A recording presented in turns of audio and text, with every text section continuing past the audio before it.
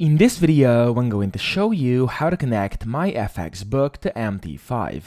Now, you actually have three options over here, as it says on their official website. You either have the live update one over here, which, as you can see, will update in real time, and you can do it on any OS, but it is a paid version. You can do the auto update, which updates once a day.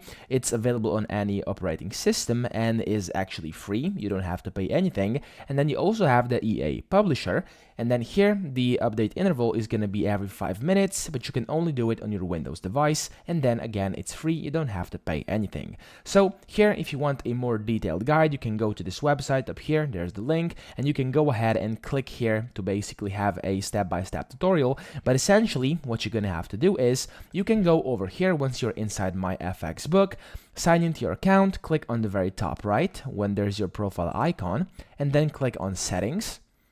Then inside Settings, go to Accounts over here, which should be the second tab. And then let me just basically close this ad. There we go. You want to click on Add Account. Here you have to then select if you want any of these over here. So here you can see it's going to be the EA, the auto, and the live update. So we have all of them listed in here, as you can see, for both MT4 and MT5.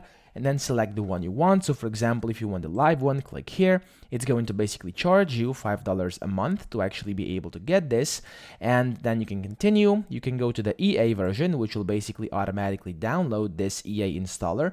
And this is going to be a bit more tricky to actually install. So just go ahead, scroll down here, and you'll be able to basically get a step-by-step guide to actually do this in case that's something you want to do.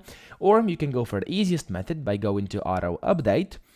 And then here you're going to have to put in your account name, which can be anything and can also be changed. Then you have to find your broker, like for example Pepperstone or whatever you use.